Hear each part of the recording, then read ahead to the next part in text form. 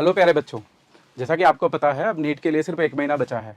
तो जूलॉजी में आपका प्रिपरेशन बहुत अच्छा हो गया होगा, पर हमें जानना यह जरूरी है कि किस चैप्टर पे हम कितना फोकस करेंगे, क्योंकि अलग अलग चैप्टर का वेटेज अलग अलग है। आप लोगों के लिए हमने 5 ईयर्स के जो प्रीवियस ईयर के क्वेश्चंस हैं उसके बेसिस पर एक माइक्रो एनालिसिस बनाया है। अगर आप उसको ध्यान से देखेंगे और उसके अकॉर्डिंग प्रिपरेशन करेंगे तो आपको डेफिनेटली फायदा होगा। ठीक है, मैं डॉक्टर धनराज मेहर, जूलॉजी फैकल्टी, आकाश इंस्टीट्यूट कोटा, और मेरे साथ हैं शांतनु सर, जूलॉजी फैकल्टी, आकाश इंस्टीट्यूट कोटा। तो सर शुरू करते हैं जी सर इस प्रोसेस को। जी। तो बच्चों देखिए, ये है micro analysis. Previous year 5 year के हमने एनालिसिस बनाए हैं। वैसे आप चाहे तो कितने भी पुराने क्वेश्चन कर सकते हैं, पर ये जरूर याद रखें, चाहे मान लीजिए वो 2013 से पहले के क्वेश्चन हो या 2005 से पहले के क्वेश्चन हो, पर जब क्वेश्चन कर रहे हैं तो इस बात पे जरूर फोकस दें कि वो क्वेश्चन आज के एनसीईआरटी के अकॉर्डिंग इंपॉर्टेंट होना चाहिए। अगर अभी के एनसीईआरटी में वो नहीं दिया हुआ है तो वो क्वेश्चन आपके लिए उतना यूजफुल नहीं है। अब हम चैप्टर वाइज देख लेते हैं। तो हमने इसको वेटेज वाइज अरेंज कर दिया है। सबसे ज्यादा वेटेज वाले चैप्टर सबसे ऊपर हैं। जैसे यहाँ पर सबसे ज्यादा वेटेज है बायोमोलिक्यूल चैप्टर का। बायोमोलिक्यूल चैप्टर दिखने में थोड़ा लेंदी लगता है, लास्ट में उसमें एंजाइम वाला पार्ट भी जुड़ा हुआ है, पर यहां से आप देखें तो मैक्सिमम क्वेश्चन आते हैं। मीन्स आप देखें 19 में 3 क्वेश्चन आए थे, पर उसके बाद 20 एंड 21 में 5 क्वेश्चन आए हैं, और फिर बाद में 4 क्वेश्चन आए हैं। तो अगर बायोमोलिक्यूल का ओवरऑल वेटेज देखें तो ऑन एन एवरेज इसमें 4 क्वेश्चन तो आते ही हैं। तो अगर देखा जाए पूरे चैप्टर में जूलॉजी में, तो बायोमोलिक्यूल और biotechnology principle and process top most level पे रहते हैं। ठीक है सर? बिल्कुल जी। बिल्कुल। ये जैसे देख रहे हो आप, बायोटेक्नोलॉजी प्रिंसिपल्स एंड प्रोसेसेस, हालांकि चैप्टर थोड़ा छोटा है बट कंसेप्चुअल है, ट्रिकी है। Right. और इसमें देख लीजिएगा आप, 19 में 2 क्वेश्चंस पूछे गए थे, 2020 में इसने सीधा जंप लिया सर 5 बिल्कुल, क्वेश्चंस मतलब 2 क्वेश्चन से 5 क्वेश्चन का जंप भी हो सकता है। Yes. और अगर एक्सपेक्ट करें तो इस साल 5 से भी ज्यादा भी पूछे जा सकते हैं, चाहे चैप्टर छोटा है। जी सर। 4 से 6 क्वेश्चंस हम इस साल नीट में एक्सपेक्ट कर सकते हैं, और हमारे लिस्ट में ये सेकंड मोस्ट टॉप प्रायोरिटी पे आता है सर। जी। नेक्स्ट है बच्चों ह्यूमन रिप्रोडक्शन, और ऐसे 3 चैप्टर हैं, reproductive health and human health and disease. आप इन तीनों चैप्टर का एवरेज वेटेज देखेंगे तो 3 मार्क्स हैं। और यहां पर अगर हम तीनों में कंपेयर करें तो रिप्रोडक्टिव हेल्थ ये वाला चैप्टर कंपैरेटिवली सबसे छोटा है, बट स्टिल इसका अगर एवरेज वेटेज देखेंगे तो 3 मार्क्स का आता है।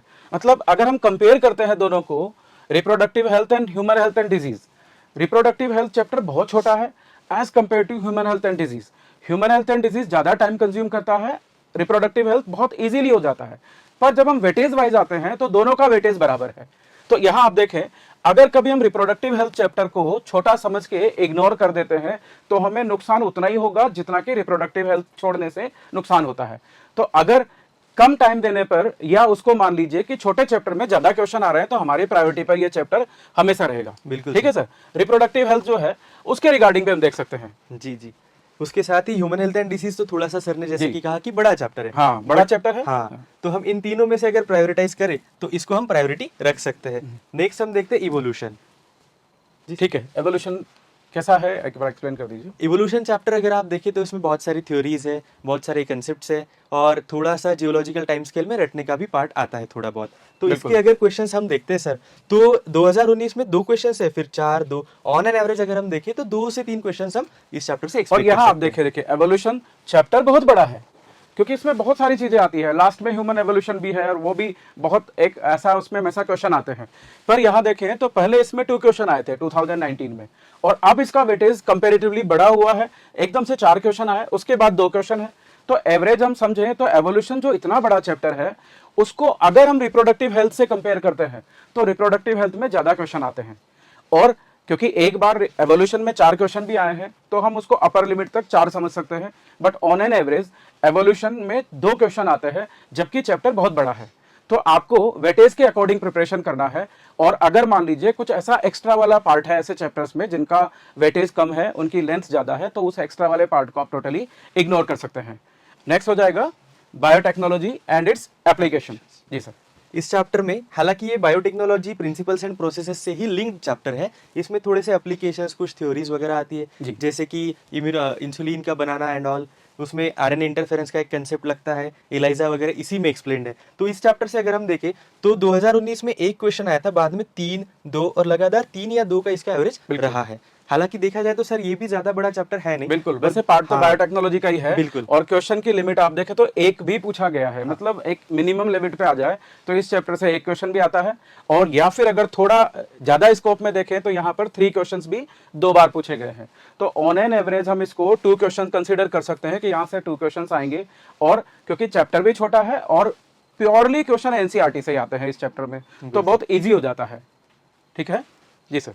नेक्स्ट हमारे पास है एनिमल किंगडम। अब एनिमल किंगडम की अगर बात करें तो थोड़ा सा चैप्टर बड़ा है, इसमें एग्जांपल्स ज्यादा है, आपको एग्जांपल सॉर्टिंग करनी पड़ती है, फाइलम से फिर कौन सा ऐड करना है वो भी थोड़ा बड़ा भी बहुत है। हाँ, और बच्चों को जनरली ना एग्जांपल्स भी याद करने में बड़ा कंफ्यूजन होता है, कौन आर्थ्रोपोड में है, कौन मोलस्क है, कौन एकाइनोडर्मेटा के मेंबर है, इसमें कंफ्यूजन हो जाता है। इवन कई बार जैसे मैमल्स में कौन है, रेप्टाइल्स में कौन है, इनमें भी कई बार कंफ्यूजन हो जाता है। एग्जांपल वो सेम सेम लगने लग जाते हैं। और थ्योरी में भी बहुत सारी ऐसी चीजें हैं जो किसके क्या कैरेक्टर्स हैं, कई बार वो मैच कर जाते हैं। तो एनिमल किंगडम बहुत बड़ा चैप्टर है, पर इसकी एक अच्छी बात यह है कि हमारे लिए इसका वेटेज कम है।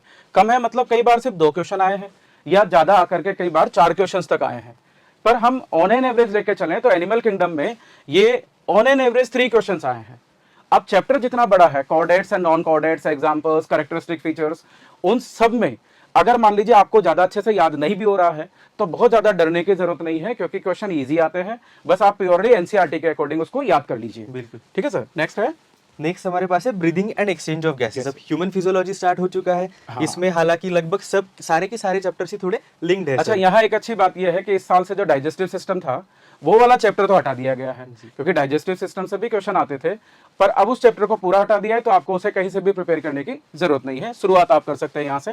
तो ब्रीदिंग में आते हैं लगभग 2 क्वेश्चंस। तो ऑन एन एवरेज अगर हम देखें तो ये थोड़ा सा समझने में आसान भी चैप्टर है, आप कर सकते हो, और 2 क्वेश्चंस इसका वेटेज पड़ता है। बिल्कुल सर। ऐसे आप अगर इसमें पूरे ह्यूमन फिजियोलॉजी के चैप्टर देखेंगे तो चैप्टर्स में डिटेल बहुत होता है और कई बार हमें पढ़ने में भी बहुत मजा आता है। पर आप अपने आप को रेस्ट्रिक्ट करके रखें और जो एनसीईआरटी में दिया हुआ है, जो डेटा एनसीईआरटी में दिए हुए हैं, बस उन तक अपने आप को लिमिट रखें, उनको प्रॉपर्ली याद रखें। एडिशनल कंटेंट को आप थोड़ा मिनिमाइज करने की कोशिश करें। तो यहाँ पे आप देखेंगे तो जैसे breathing and exchange of gases है, या बॉडी फ्लूइड एंड सर्कुलेशन है, even excretory product and there elimination, locomotion and movement, chemical control and coordination, पूरा ह्यूमन फिजियोलॉजी का जो मेजर पार्ट है वो यही है। पर इसकी एक अच्छी बात आप देखें तो ऑन एन एवरेज इनमें से सिर्फ 2 क्वेश्चंस आते हैं। मतलब अगर वेटेज वाइज आते हैं तो ये चैप्टर बहुत कॉम्प्लिकेटेड है, बड़े भी हैं, पर इनमें से question on an average 2 questions आते हैं, और वो भी आप पूरी एनसीईआरटी के अकॉर्डिंग प्रिपेयर करें। तो यहाँ पर जैसे मान लीजिए मूवमेंट एंड लोकोमोशन की हम बात करें तो इसमें मसल्स भी आती हैं, बोन्स भी आती हैं, जॉइंट्स आते हैं, मतलब बहुत सारी ऐसी चीजें हैं जो हमें याद करनी होती है और कंफ्यूजन क्रिएट करते हैं। पर इसका वेटेज आप देखें तो 2 क्वेश्चन का वेटेज आता है, और जितना आप एनसीईआरटी के अकॉर्डिंग जो भी दिया हुआ है अगर प्रॉपर्ली याद कर लेते हैं तो यकीन मानिए आपके दोनों क्वेश्चन सही होंगे, क्योंकि बहुत ज्यादा डिफिकल्ट क्वेश्चन यहाँ से नहीं आते हैं। स्पेशली सर इसमें स्लाइडिंग फिलामेंट थ्योरी पर क्वेश्चन पूछे जाते हैं, तो आप स्पेशली उस पे फोकस कीजिएगा, चाहे आपके 2-3 बोन के नाम याद भी ना रहे तो चल जाएगा। बिल्कुल बिल्कुल। अब जैसे कि मान लीजिए कि वो एक चैप्टर था हमारे पास पहले सिलेबस में, स्ट्रक्चरल ऑर्गेनाइजेशन इन एनिमल्स, मतलब उसमें था एनिमल टिश्यू। तो एनिमल टिश्यू ऐसे पूरा हटा दिया गया है, पर उसकी आप प्रिपरेशन कर सकते हैं, क्योंकि जैसे मान लीजिए breathing and exchange of gases है, इसमें लंग्स में किस तरह के टिश्यू हैं, स्क्वामस एपिथेलियम है, कहाँ क्या है, इधर एक्सक्रीटरी प्रोडक्ट्स वाले इस चैप्टर में भी आप देखेंगे तो ब्रश बॉर्डर एपिथेलियम में, पीसीटी में, उससे क्वेश्चन आ सकते हैं। मूवमेंट एंड लोकोमोशन में मसल्स के टाइप से क्वेश्चन आ सकते हैं, उनके डिफरेंस पे क्वेश्चन आ सकते हैं। तो अभी भी इन चैप्टर्स के थ्रू जो एनिमल टिश्यू वाला चैप्टर है उसके क्वेश्चन आने की प्रोबेबिलिटी बनी रहती है। तो वो चैप्टर चाहे हट गया हो पर आप वो टिश्यू के कुछ एग्जाम्पल्स याद कर सकते हैं। ठीक है। नेक्स्ट हमारे पास है न्यूरल कंट्रोल एंड कोऑर्डिनेशन। हालांकि इसमें क्वेश्चन कम पूछे जाते हैं, ऑन एन एवरेज 2-1 और एवरेज 1 ही क्वेश्चन हम इससे एक्सपेक्ट कर रहे हैं इस बारी, और इससे तो वो आखिरी वाला हिस्सा सेंस ऑर्गन्स का हटा भी दिया है सर। बिल्कुल, क्योंकि अब ये चैप्टर बहुत बड़ा था। हाँ, इतना बड़ा चैप्टर होने के बाद भी 2 क्वेश्चन आते थे, और उसमें बहुत जैसे मान लीजिए जनरेशन ऑफ इंपल्स से लेकर के कंडक्शन, उसके बाद ब्रेन या स्पाइनल कॉर्ड, नर्व्स और eyes and year, sensory organ, वो सारा बहुत बड़ा हो जाता था। अब क्वेश्चन तो 2 ही आते हैं। तो यहाँ पर हमें फायदा इस साल ये मिलेगा कि इस चैप्टर से कुछ पार्ट हटा दिया गया है जो थोड़ा डिफिकल्ट भी होता था और कॉम्प्लिकेटेड भी रहता था। तो वो पार्ट है हमारा सेंसरी ऑर्गन वाला, eyes and ear, even spinal cord, reflex action, वो सब अब सिलेबस से हट गया है। तो अल्टीमेटली यहाँ पर स्टूडेंट्स को अगर 2 ही क्वेश्चन करने हैं तो उसी के अकॉर्डिंग कंटेंट भी बहुत सारा छोड़ दिया गया है या कम कर दिया गया है। स्पेशली इसमें ब्रेन के जो पार्ट्स है, रोल है, जैसे मेडुला क्या काम करता है, ऐसे सारे क्वेश्चन रोल ऑफ ब्रेन्स पे ज्यादा पूछे जाते हैं। उसमें भी ब्रेन के जो फंक्शंस हैं उनमें बहुत डिटेल में नहीं जाना, जो जो एनसीईआरटी में मेंशन किया हुआ है, जैसे हाइपोथैलेमस के फंक्शन लिखे हुए हैं, Yes. तो आप मान के चलो कि उसी पार्ट से क्वेश्चन पूछे जाते हैं, बहुत ज्यादा डिटेल में नहीं जाते हैं, राइट। नेक्स्ट चैप्टर है, लास्ट चैप्टर है हमारा एनिमल मॉर्फोलॉजी एंड कॉकरोच। अब Cockroach। कॉकरोच हालांकि देखा जाए तो एनसीईआरटी में ज्यादा कुछ कंटेंट है नहीं, और आपको रिक्वेस्ट है कि स्ट्रिक्टली एनसीईआरटी को स्टिक अप रहे, एनसीईआरटी से ज्यादा इसमें। अच्छा इसमें एक और चीज है, कॉकरोच तो है ही सिलेबस में, बट एक्चुअल सिलेबस में है फ्रॉग। फ्रॉग अब क्योंकि प्रीवियस ईयर्स में तो कॉकरोच ही दिया हुआ था, तो कॉकरोच पे क्वेश्चन आए हैं, और हमने ये जो भी स्टैटिक्स उठाया है ये कॉकरोच के अकॉर्डिंग उठाया है। पर आप मान के चले इतने ही क्वेश्चन फ्रॉग के अकॉर्डिंग आएंगे, और फ्रॉग और कॉकरोच दोनों मिला करके यहाँ पर हमने देखा है कि 1 या 2 क्वेश्चन बनते हैं, पर ये 2 से 3 भी हो सकते हैं, बिकॉज जो फर्स्ट वाला पार्ट था इस चैप्टर का एनिमल टिश्यू वो तो हट गया है, तो अल्टीमेटली वहां के जो क्वेश्चन है वो इस वाले पार्ट से पूछे जा सकते हैं।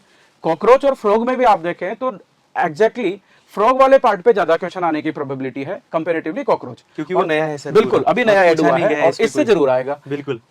कॉकरोच में आप देखेंगे तो कॉकरोच के क्वेश्चन तो पहले कई बार पूछे जा चुके हैं, 1 या 2 क्वेश्चन आते हैं, और उतने ही क्वेश्चन हम यहाँ पर फ्रॉग से भी एक्सपेक्ट कर सकते हैं।